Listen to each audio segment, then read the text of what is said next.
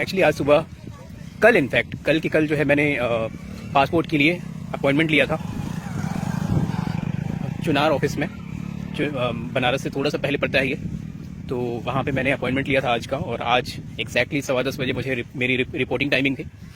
लेकिन हुआ ये कि सुबह के 4 बजे मैं उठा, फिर रेडी होकर के 5 बजे की बस पकड़ी, और 5 बजे की बस पकड़ने के बाद मैं यहाँ पे 11 बजे पहुँचा, यानी कि 10:15 बजे मेरी टाइमिंग थी। और उसके बाद फिर मैं पहुँचा यहाँ पे 1 घंटे late, but they were very kind, क्योंकि 1 घंटे लेट आने के बाद भी इन्होंने कंसीडर किया और कोऑपरेट किया। बट एक छोटी सी मिस्टेक होने की वजह से काम तो मेरा खैर नहीं हो पाया, और उसके लिए थोड़ा सा बुरा भी लग रहा है। वो इसलिए क्योंकि this is the second time जब मैंने पासपोर्ट अप्लाई किया था, और दूसरी बार भी ये रिजेक्ट हो गया। हालांकि प्रोसीजर ये होता है कि एक बार आप जब फॉर्म भरते हो तो एक बार फॉर्म फिलअप करने के बाद और जो फ़ी होती है वो पे करने के बाद आपको 1 साल की वैलिडिटी मिलती है और 3 अटेम्प्ट मिलते हैं। तो ये मेरा एक बार मैंने जब 2019 में किया था तो उस समय 2 अटेम्प्ट करने के बाद भी मेरा नहीं हो पाया था, और तीसरे अटेम्प्ट के लिए मैं जा ही नहीं पाया, तो फिर वो वैलिडिटी वगैरह वो सारी चीज़ें खत्म हो गई थी। उसके बाद अभी दूसरी बार जब मैंने अप्लाई किया कल, तो आज का अपॉइंटमेंट लिया मैंने, और जैसा कि मैंने बताया कि सारी चीज़ें ठीक थी, लेकिन यहाँ आने के बाद 1 घंटे लेट होने के बाद भी इन लोगों ने कोऑपरेट किया। उसके बाद भी मेरा हो नहीं पाया, क्योंकि एक छोटी सी स्पेलिंग मिस्टेक की वजह से। तो अभी जो है इस बार भी मुझे 3 अटेम्प्ट मिले हैं, जिसमें ये जो पहला वाला है वो खत्म हो गया। अब वो जो स्पेलिंग मिस्टेक है उसको ठीक करके फिर मैं दूसरा अपॉइंटमेंट लूंगा, और इसके बाद आई एम वेरी श्योर कि इसके बाद फिर वो रिजेक्शन या फिर कैंसिलेशन जैसा कुछ होगा नहीं, और उसके बाद फिर फाइनली प्रोसेस जो है वो आगे बढ़ेगा, और होपफुली मेरा जो पासपोर्ट है वो भी मेरे हाथ में आ जाएगा। तो काम तो खैर नहीं हो पाया, लेकिन अच्छी चीज़ ये है कि अब जो अपने कंट्रोल में नहीं है उसके लिए आप कुछ कर नहीं सकते। हाँ, अब जो गड़बड़ी पता चली है उसको आप ठीक कराओगे और उसके बाद आगे बढ़ोगे, लेकिन हाँ, उस प्रेजेंट मोमेंट को एंजॉय करना भी उतना ही ज़्यादा ज़रूरी है। तो फिलहाल अभी मैं आ गया हूँ गंगा नदी के किनारे। ये आपको दिख रही है गंगा मैया।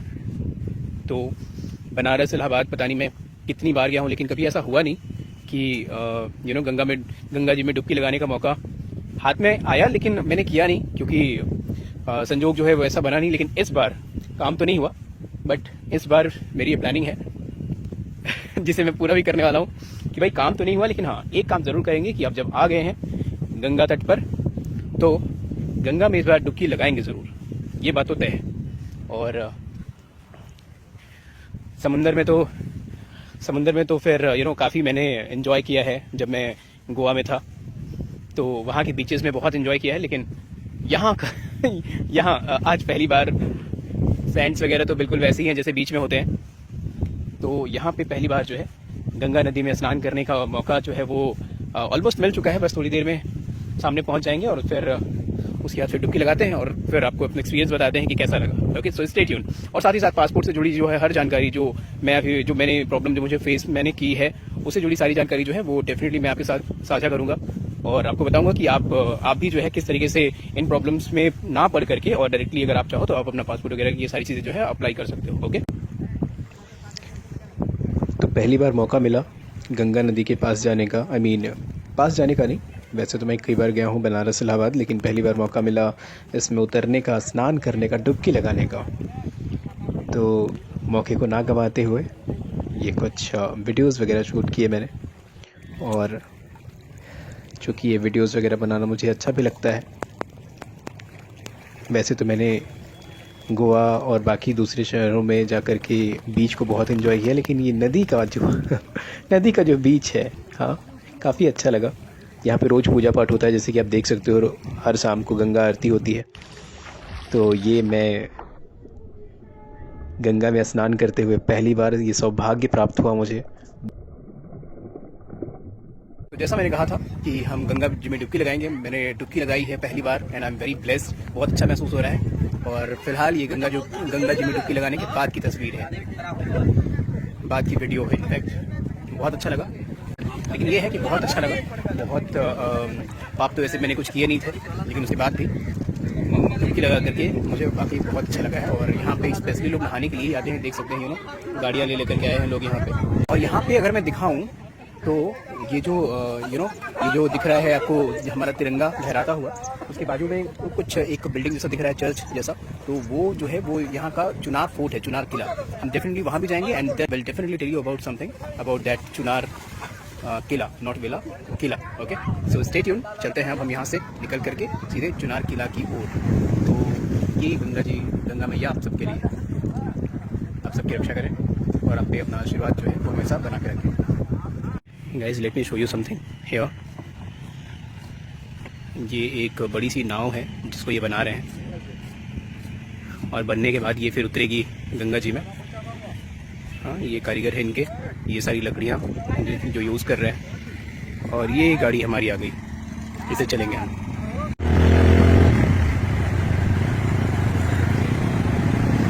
तो फिलहाल अब हम जा रहे हैं घर में हम थोड़ा सा कुछ लंच कर लें और उसके बाद फिर हम निकलेंगे किला के लिए। लंच वगैरह कंप्लीट करने के बाद फिर हम गए चुनार फोर्ट। यहाँ पे काफ़ी सारे पुलिस बल भी आपको दिखाई देंगे, जैसा कि आप देख सकते हो। बहुत सारे लोग जो है चुनार फोर्ट घूमने के लिए जा रहे थे। ये एब्सोल्युटली फ्री है, यहाँ जाने के कोई टिकट्स वगैरह नहीं लगते। बहुत ही खूबसूरत सा नज़ारा था क्योंकि बगल में गंगा मैया और उसी रास्ते से लगा हुआ ये चुनार फोर्ट। पहुँच गए हम अपने 3-4 दोस्तों के साथ ये किला की तरफ जाने का रास्ता। मुझे लगता है कि डेफिनेटली यहाँ पे चुनार फोर्ट घूमने के लिए टिकट्स वगैरह चार्ज किए जाने चाहिए ताकि इसका जो रख रखाव है वो और ज़्यादा अच्छे से हो सके।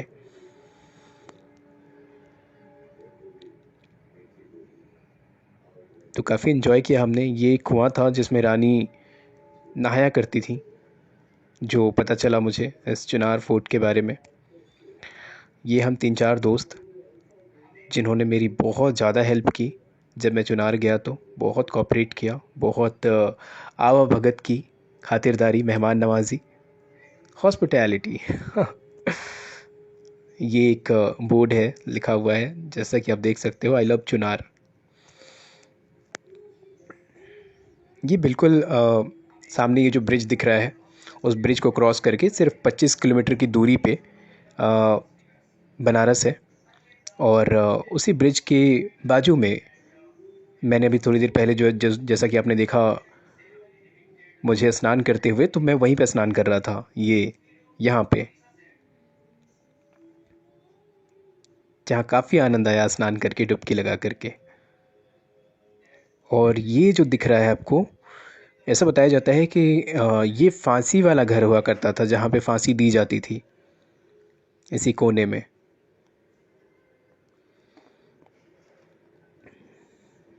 स्वागतम चुनार।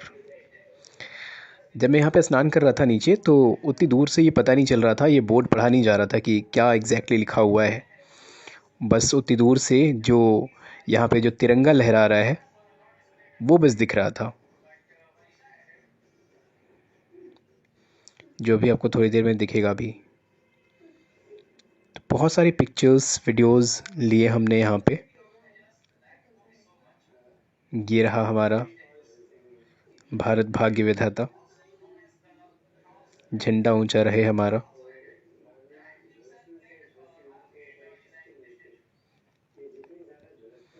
ये जो चीज़ें दिख रही हैं आपको नीचे, ये वेंटिलेटर का काम करते थे।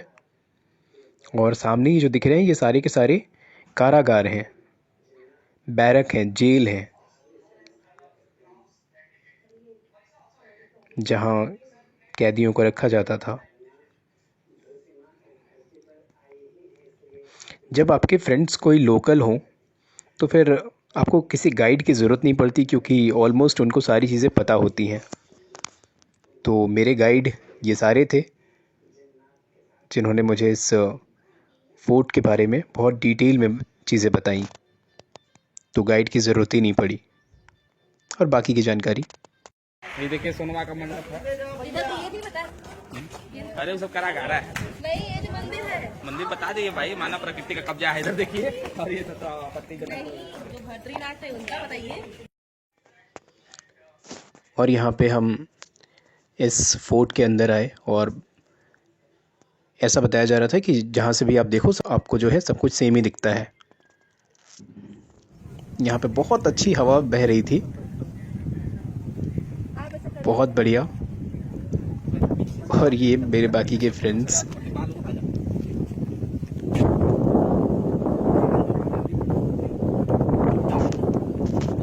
काफ़ी इन्जॉय किया हमने। और ये एक्चुअली एंट्रेंस है, हम एग्ज़िट करते हुए ये हमारा किला घूमना हो गया। नीचे उतरते वक्त हमें एक शमशान घाट भी दिखा, जहाँ बच्चे क्रिकेट खेल रहे थे। कब्रिस्तान ईसाइयों का, क्रिश्चियंस का।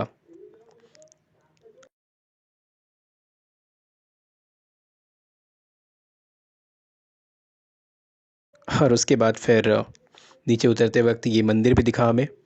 तो फिर ये मौका क्यों छोड़ने वाले थे। चढ़ गए हैं मंदिर की सीढ़ियों पे, दर्शन किया, और उसके बाद फिर ये लौटते हुए ये रेणुकूट की तस्वीर और ये सारी यादें जो वहाँ पे इकट्ठा की थी इन सब के साथ। तो ऑल इन ऑल ये जो टूर है वो काफ़ी अच्छा रहा, और बहुत जल्दी फिर से एक टूर यहाँ का होने वाला है मेरा। Thank you so much.